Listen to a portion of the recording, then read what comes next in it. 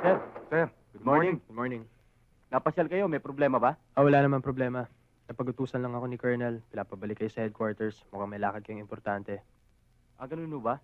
Sige, Oh, sir, sige. tutuloy na kami. Dalhin niyo na itong isa. Ibaon niyo na. Thank you, sir. Okay. Sige, Sige, ingat sir. kayo. Masarap yan. Oh, yan. Mm. Okay na yan, ha? Okay.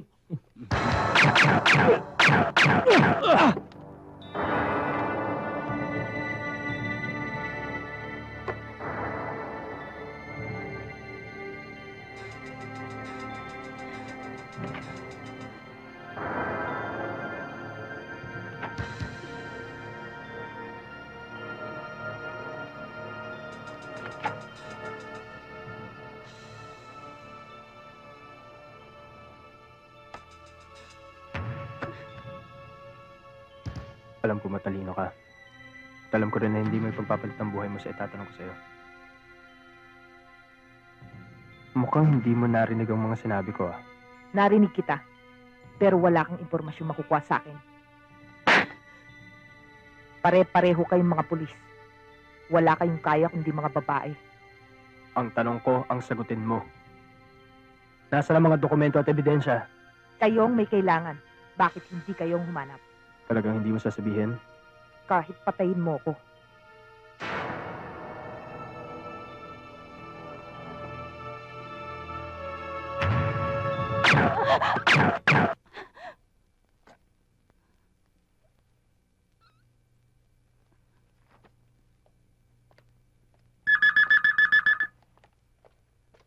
Hello? Sir. Si Roman po ito. Mabuti tumawag ka. Dahil talagang tatawagan na kita. Tungkol ho saan? Tungkol sa media na kaibigan ni Danny. Nalukit ng sindikato ang safe house na pinagtataguan namin sa kanila. Napatay si Nelsie at ang 2 tauhan. Paano ho nangyari yun, sir? Hindi ko alam. Hindi ko alam, Roman. Kaya't si Danny na lamang ang inaasahan kong makapagtuturo kung saan tinago ang mga dokumento labang kay Pineda.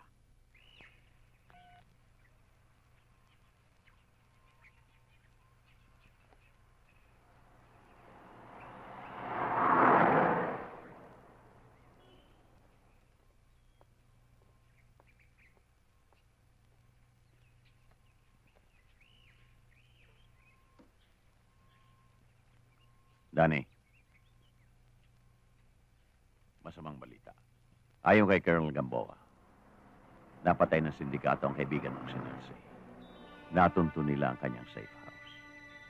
Sa ngayon, ikaw na lamang inaasahan namin na makapagtuturo kung nasaan ang ebidensya at mga dokumento.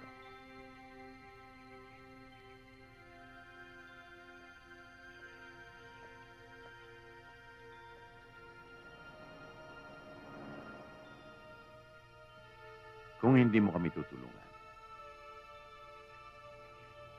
mawawala ng halaga ang pagkamatay ng kaibigan mo.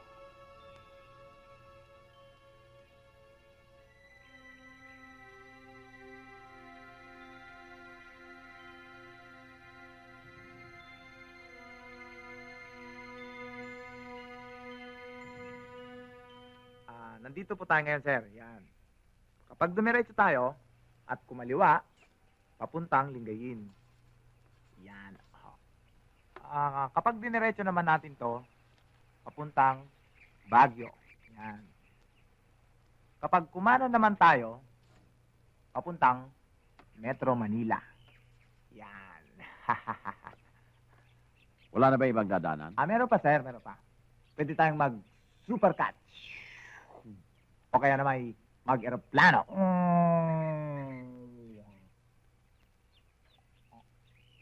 Kung kapunin kaya kita, Dito tayo sa sakyan natin. Matibay, matatag. sakay na. Sakay. Tigas